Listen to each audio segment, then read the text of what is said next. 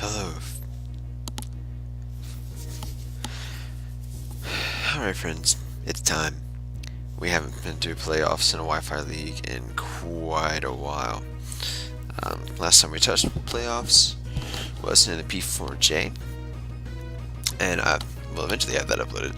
But until then, um, right now we are going into APA Season 3 playoffs, Round 1. And the way our structure is set up is that number 1 seed in one division of their conference plays the number 2 seed of the opposite division in their conference. So that means our round 1 opponent is Elite Four Dan, someone we lost to in the main season. We'll admit it was kind of a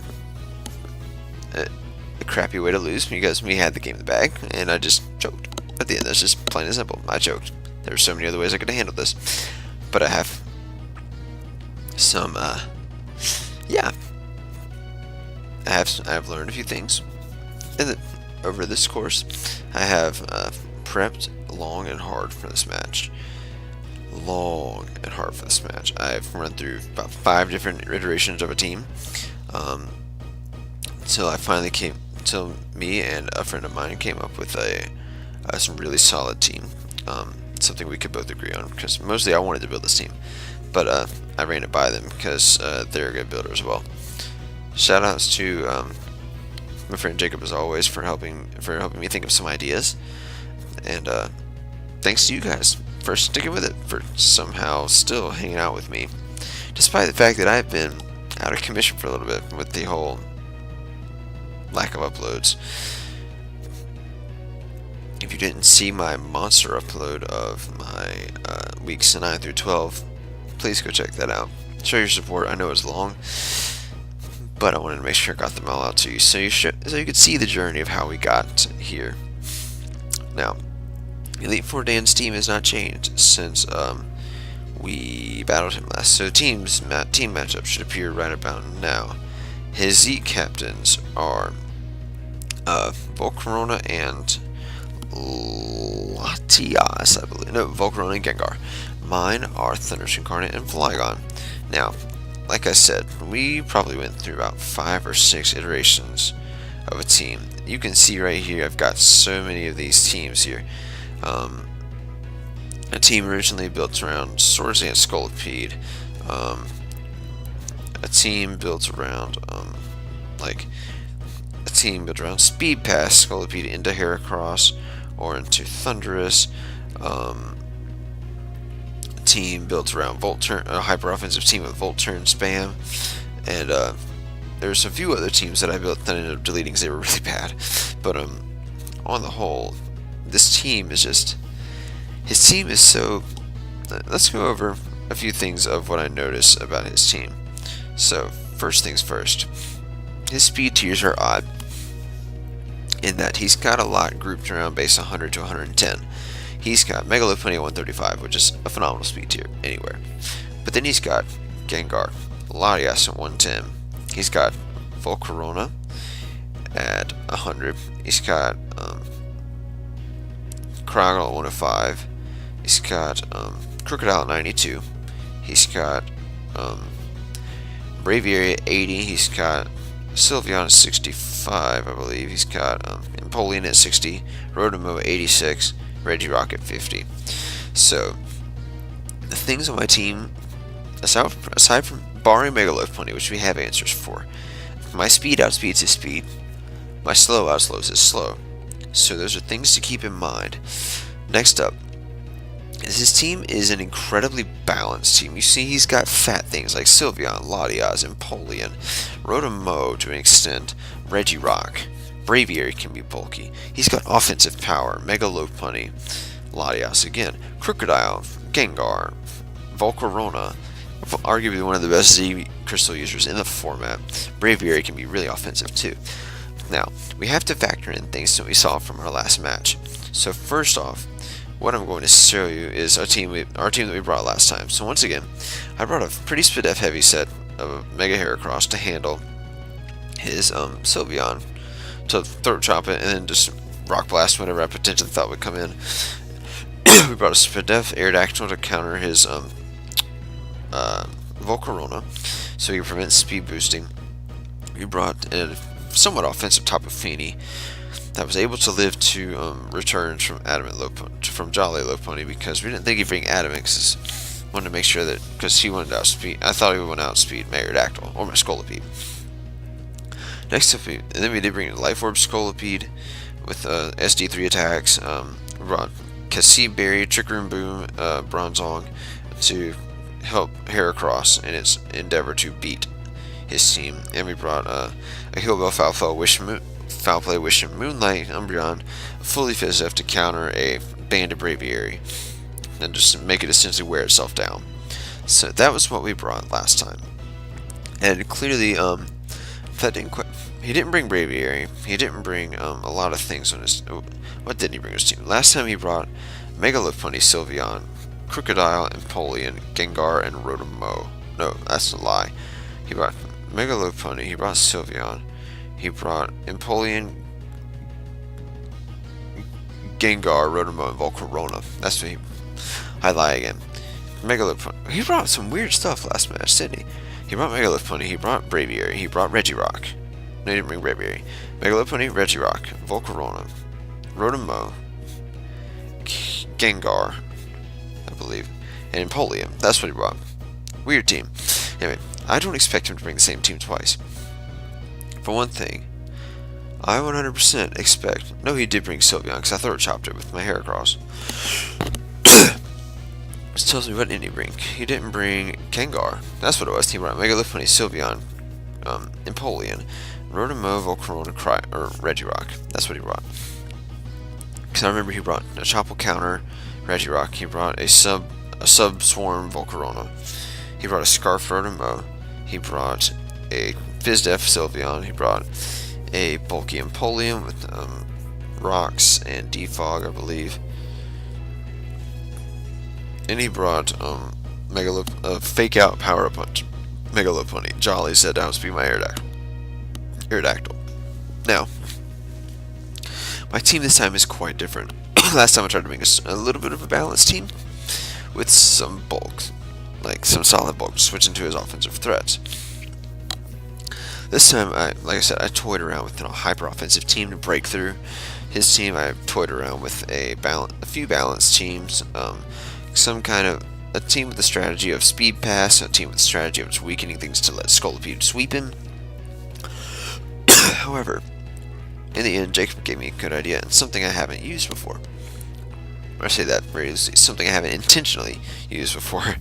And I know this is gonna sound weird because Gypsy did this a couple weeks ago in the NPL, but I wasn't following him for it. I genuinely thought this is the best strategy to go with against this team, because if you look at his team and you look at my bulk, he cannot break through everything that I can bring defensively. And I thought, why not? Let's bring a Mon that can set up as a win con, maybe two, and a bunch of Fat Mons. So that was the concept behind this. And Jacob said that was a really good idea.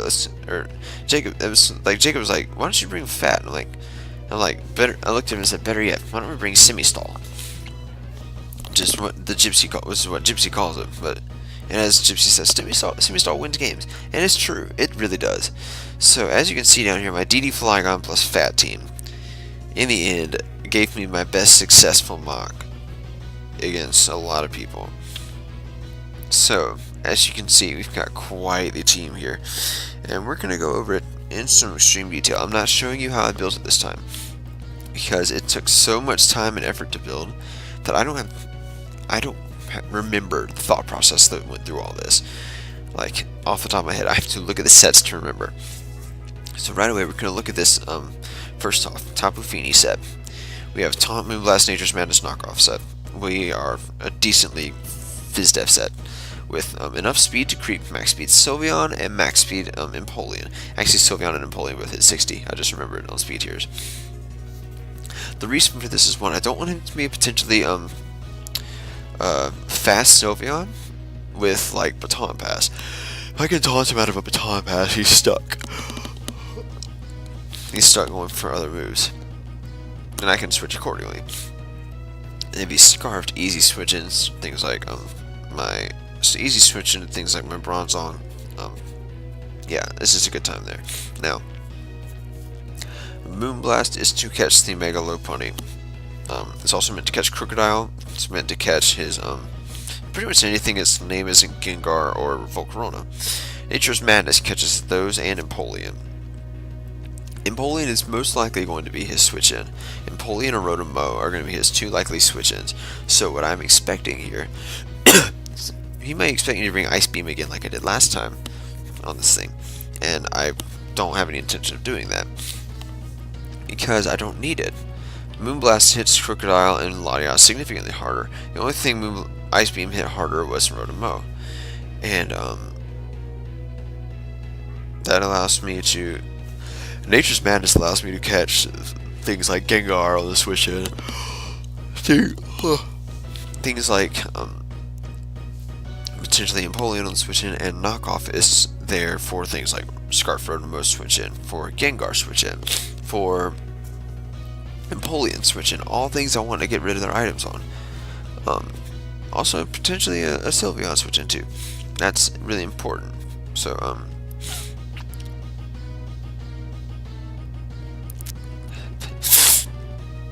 now give me a second, I'm going to message Jacob back, tell him I'm recording my team prep.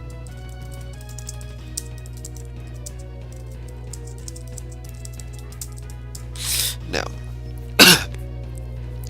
next up we have probably one of my favorite things that I was going to bring the original match, but I thought in the back of my mind I may want to keep this around for playoffs.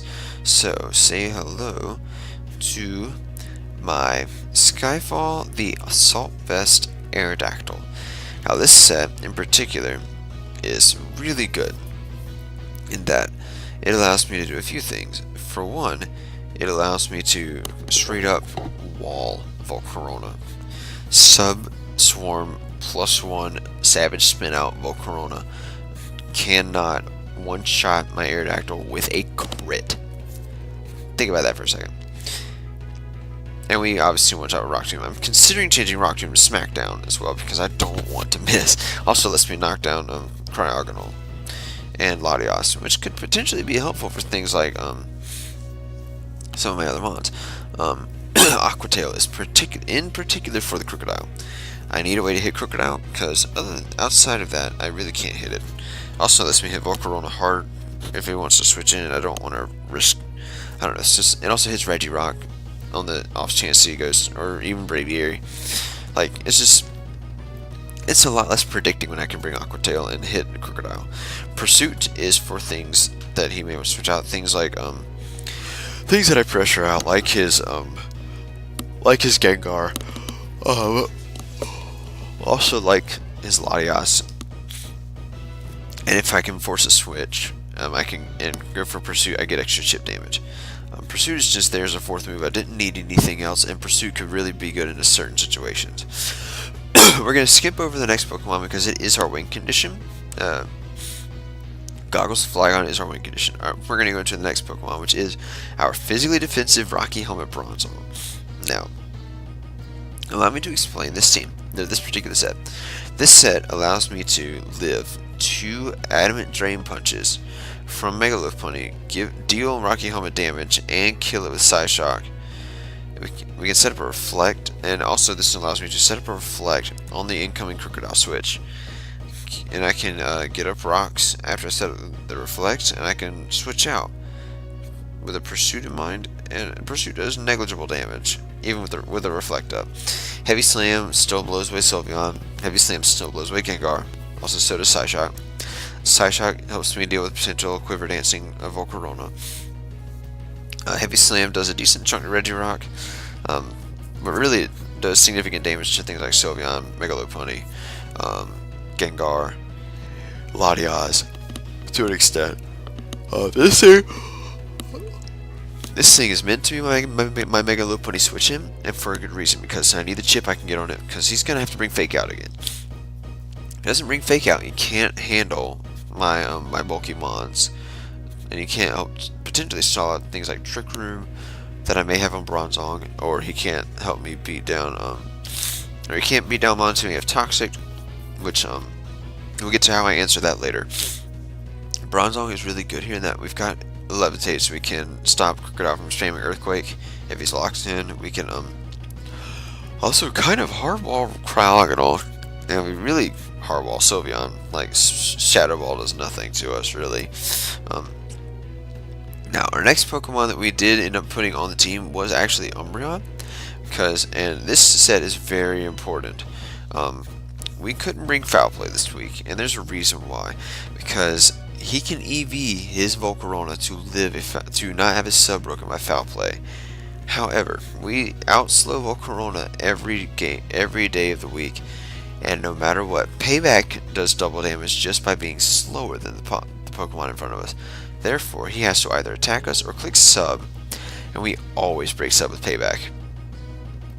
They can wish up on a lot of things like Empoleon. We can wish up on Gengar. This is our switch into Gengar every time. This also allows us to switch in pretty comfortably to things like Braviary, Regirock, Crocodile, and we can wish up on those things. If he carries Taunt, so be it. I don't really care too much about that. But what I do care about is Heal Bell. Heal Bell potentially prevents my. It helps me prevent my Flygon from being burned, as well as my Aerodactyl from being burned or toxic, as well as my Go-Go from being toxic, or just other things like that. Luckily, he has no toxic spikes, and he has no spikes, so this is really important for us to make sure that we can keep our team healed up, because his only way to status is his direct status, not through hazards. Now, looking at this team, you're automatically thinking the same thing I thought. Rotom is a huge problem for my team before we go to the mons that I tell you next. And the first one I'm mentioning is actually our Go-Go, because this particular spread, one, allows me to outspeed, or at least speed tie with, if I recall correctly, for one, it allows us to speed tie with a non-boosted, I think a non-invested Rotom. Don't quote me on that. No, it's not. It does allow us to speed tie with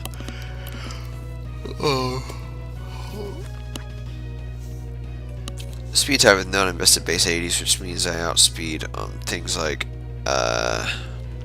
Sylveon, I think. No, I don't. I don't think I outspeed Sylveon. I can't remember what exactly the spread is for as far as speed goes.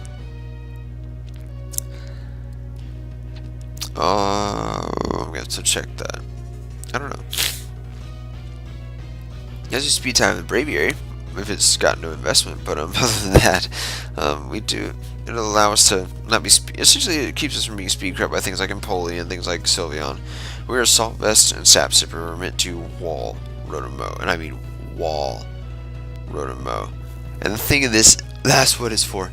If we click Rock Tomb on anything really, but in particular, I think if it's to click Rock Tomb on something like Rotom, we can get Rock Tomb off on that thing. We can actually turn around, go into Go-Go, and outspeed it the next turn. We can proceed to do damage.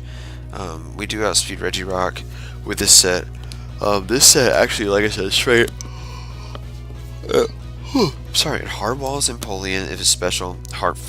It handles Crocodile really well. Handles Sylveon really well. It also handles it walls, and I mean walls Rotom. The best thing you can do is go Volt Switch, and it does, or HP Ice, and it does max. Like Volt Switch does max like I think 9%.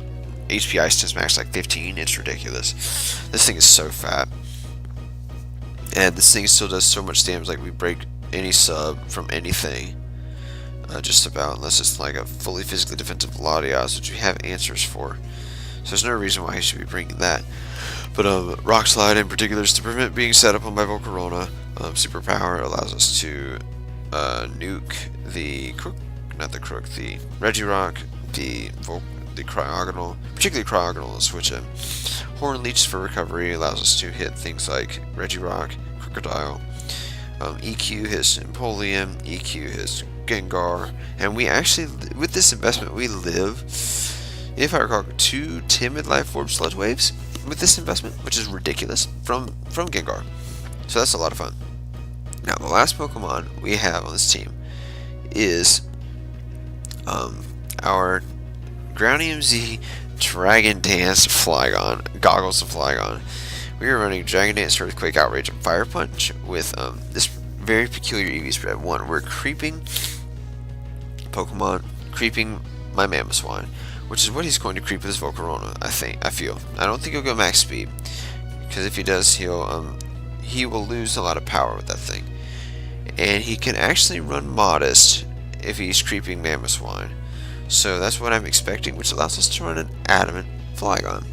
And with this attack investment at +1, we Oko Physically Defensive Sylveon with a +1 Tectonic Rage. And +1 at that point, we're just killing everything unless he's Shuka Empoleon. Shuka Empoleon is actually a roll to kill after Rocks with Tectonic Rage. Actually, it's after Rocks. Tectonic Rage, Oko Sylveon at +1.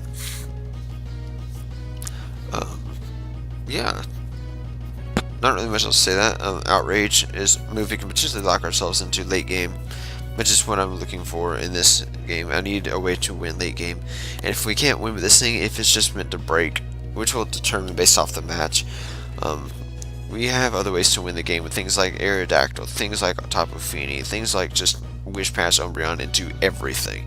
He cannot break this team.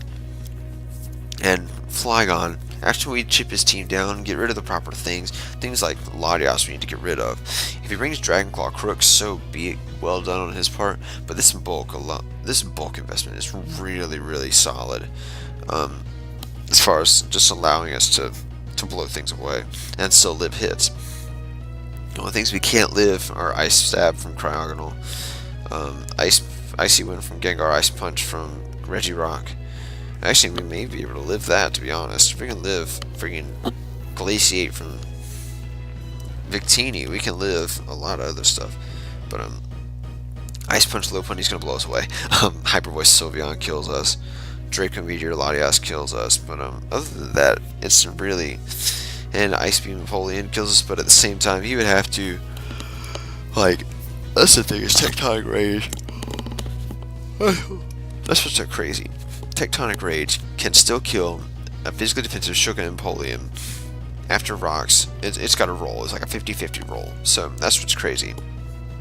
If we're at +1. Fire Punch is specifically for the Rotom-Mow, because I want to make sure that I can hit the thing, and it gives us a fail-safe in case we don't want to lock ourselves in Earthquake, but we still have a bunch of things that he may switch into Earthquake on. Like, for example, if we're up against low HP Empoleon and he has potential to switch in Cryogonal, Braviary, or Latias, or Rotom.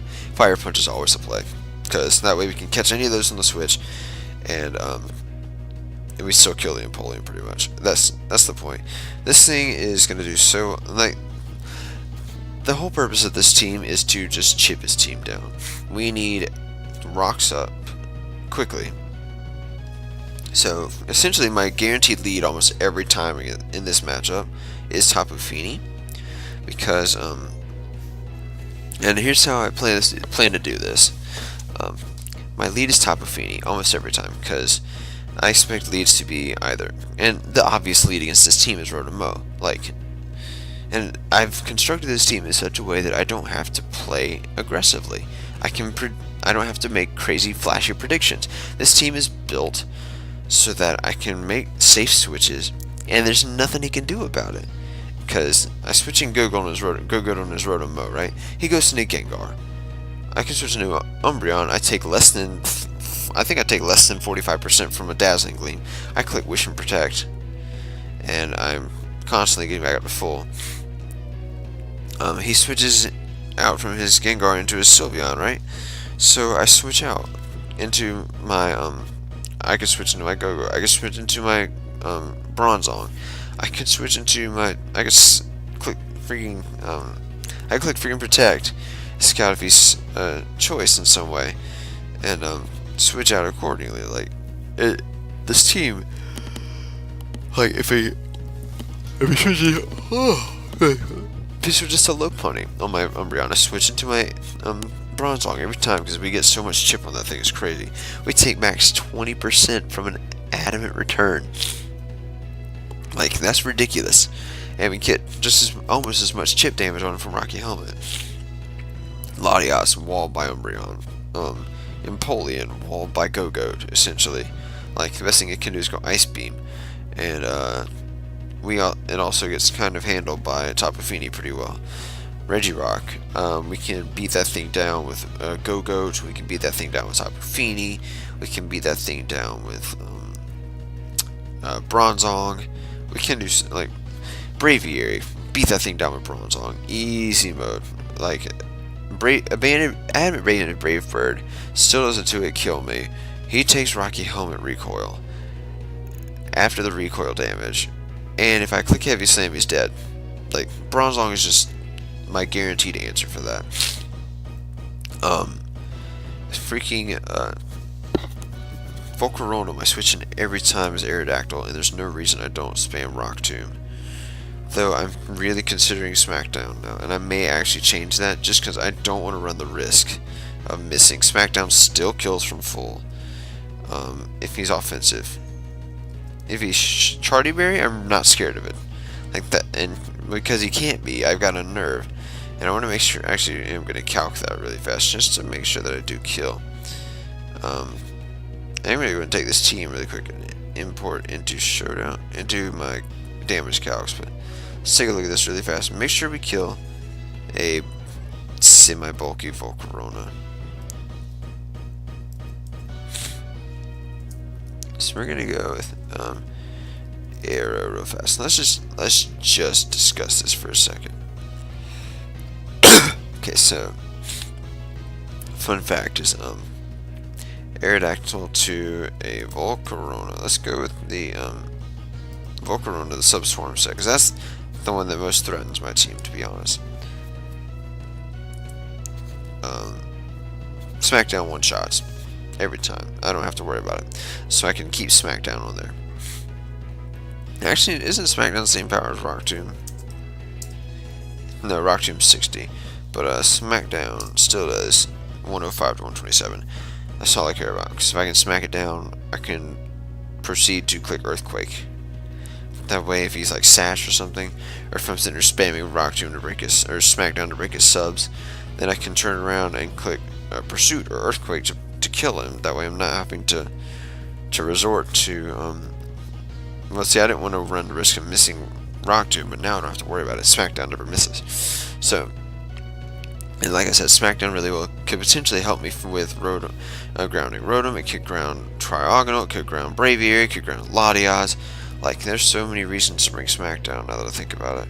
I think we're going to. So we can, yeah, stick with that one.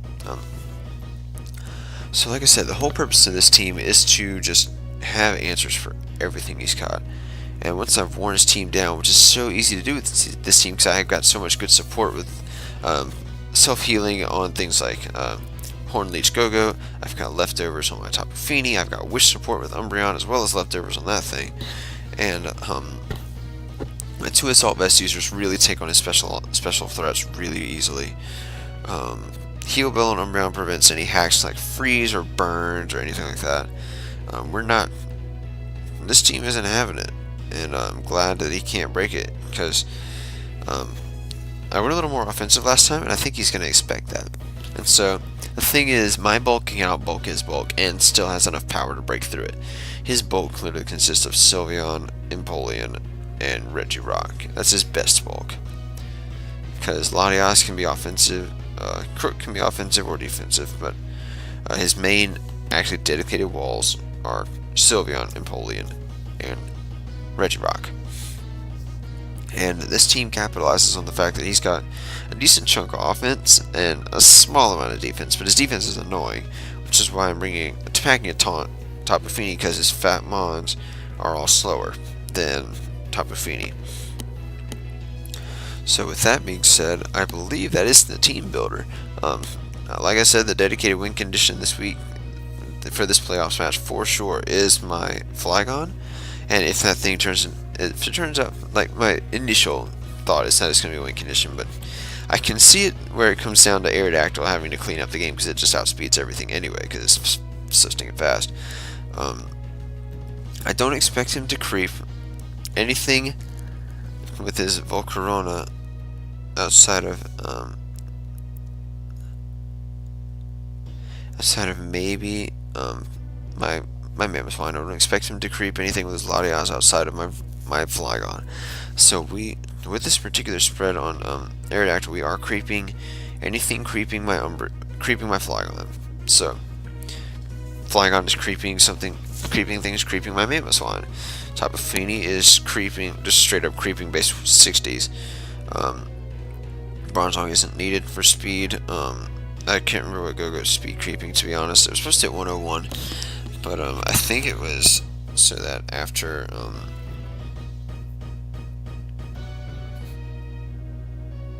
I think it was that after a Rock Tomb potentially, we could outspeed